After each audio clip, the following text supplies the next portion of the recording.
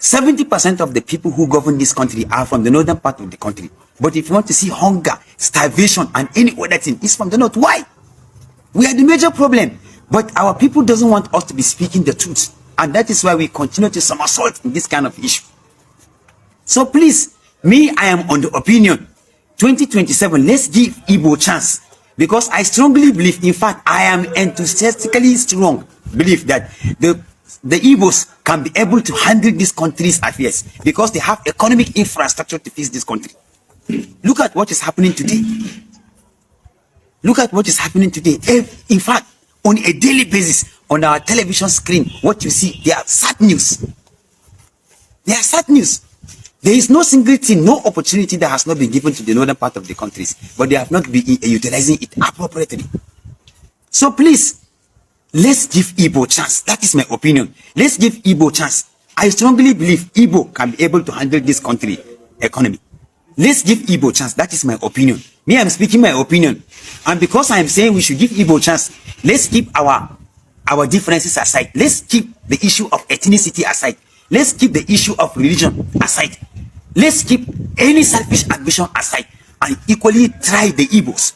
They have not been used in this country completely. We have not been using Igbos. We have not been giving them ministers. We have not been giving them any position in this country. So please, it is my opinion that I'm saying. And because I am saying that we should give Igbo a chance, does not mean that we don't have people from the northern part of the country that can govern us well.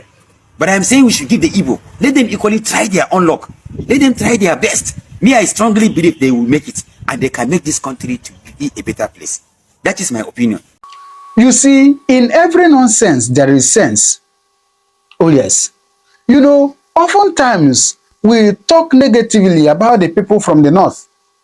Yes, we see them as bad people. We see them as people who cannot accommodate any other person that is not from their tribe. We see them as people who don't behave normal. We see them as people, you know, that have this, you know, they behave aggressively. We see them as people that, you know, we say and see them as people that have bad character, so to say, right? But the truth is that there are good ones among them. Oh yes, I can tell you, there are good ones among them. You know, after watching this video, I started thinking about it before making this video. And I remember one thing that our leader, Mazen Nanikano, said.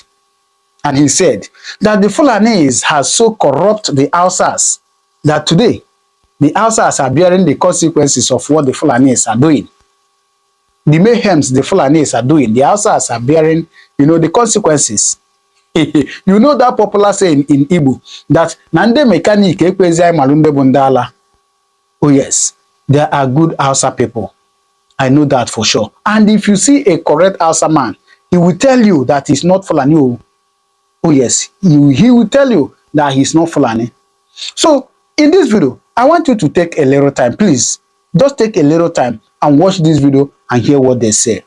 Because I tell you, some of them still get sense. Oh yes, I love them. Hausa people, they are good people. They're not at a disadvantage because of education. Yes. Yes. I mean, there are those who believe that it is a deliberate way of you northern elites to keep your people perpetually uneducated and poor so that you can control them. No. But is that fair? No. That's not the correct thinking. I will tell you why. You see, in a way, religion played a role there. The man who has not gone to school, he's been told that he can marry 4 wives, it's allowed, you know, and that he can give birth to 27, 30 children. You understand? So he's not even thinking that, these 27, 37 children, I have to educate them. And I do not have a house where I can provide 27 rooms for everybody to sleep comfortably.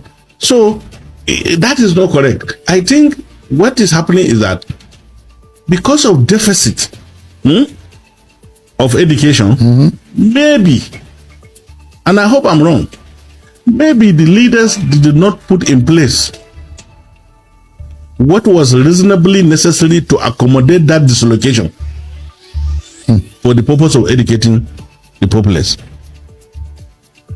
So rather, they leave it that way. That's how. But isn't the failure of the leadership of the North? It is. It is. So you and your colleagues, northern elite, you have failed your people.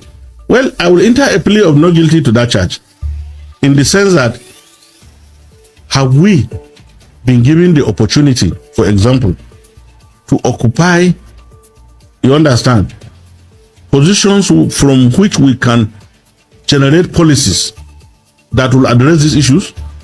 If you don't have that opportunity, what do you do? But I will tell you why the North became poorer. Because 70% of the people that live in northern Nigeria, particularly the masses, were completely financially excluded, because every human being, everybody, if you are a former senator, a former member of the House of Reps, a former governor, a former minister, a former vice president, or former president, from northern Nigeria, in the last 20 years, I will tell you, you are part of the problem. All of us. And that is the reason why I don't believe we should deceive the people of northern Nigeria. I don't believe we should misinform them. That was why I told you that I have no problem with those people criticizing the government, because they are including some baristas like Bukati Bulama, like even Nambendo Galadenchi. All of those people, I can tell you, they have the right, moral right, to criticize the government. But those that were part of the problem, for them to come today and say that we have repented, please, I think is... Northern Nigeria's population is about 130 million people, which is more than the population of some 25 countries. The combined population of 25 countries, which means Northern Nigeria is more populous than some 25 countries in the world. Northern Nigeria contributes more than 70% of Nigeria's grains, millet, rice, maize, sorghum. More than 70% of Nigeria's grains are produced in northern Nigeria, which makes in northern Nigeria the agricultural hub for the country. And more than 90% of Nigeria's livestock are produced in the north, with vast stretches of arable land. Northern Nigeria covers more than 78% of the landmass of the country, which represents huge potential for commercial farming. Northern Nigeria has huge solid mineral deposits ranging from gold, limestone, uranium, tin, oil, gas, columbite, and so many other solid mineral resources. Unfortunately, this region, despite the vast potential, is still ravaged by poverty, with more than 60% of the people living in the north live below the poverty line. And this contributed to making Nigeria the 5th country in poverty count.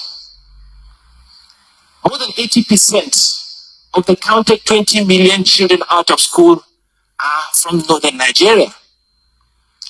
Northern Nigeria ravaged by insecurity.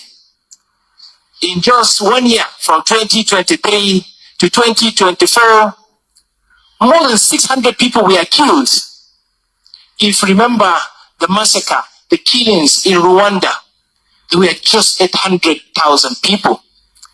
But in 1 year in Nigeria, more than 600,000 people were killed, most of them from northern Nigeria.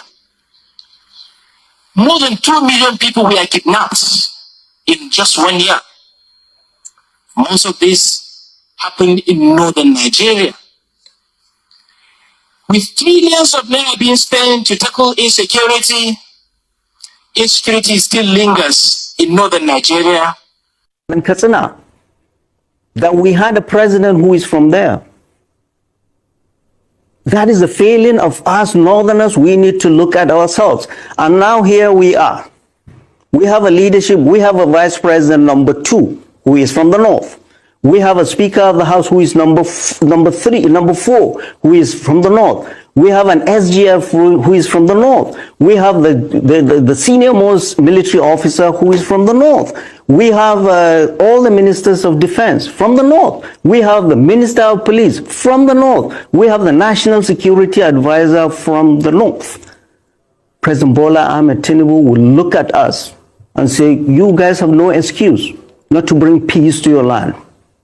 So it is up to us to look at ourselves in the mirror. We Northerners, especially those in government, and lock the door and say, people, how do we take care of these problems? President Bola Ahmed Tinubu from the southwest cannot come and bring peace to us. It is us that must bring peace to ourselves. And it is not the military that will bring peace. I've said it again and again, banditry can never be won on the battlefield. We're just putting the military to clean up after this mess. They're everywhere. So northern leadership, all of us, must come in, lock the door and sit down and see how we can bring peace to our land. 15 years of Boko Haram, 9 years of banditry. Are we going to continue this forever? It's going to be a forever war. We are all here in Abuja. Our children in the villages have been taken away. Our women in the villages have been raped. Our farmers cannot go into to their farms. Did you guys see the primary school of Korega? My friends in the United States calling me and say, did you see the primary school where these kids were taken?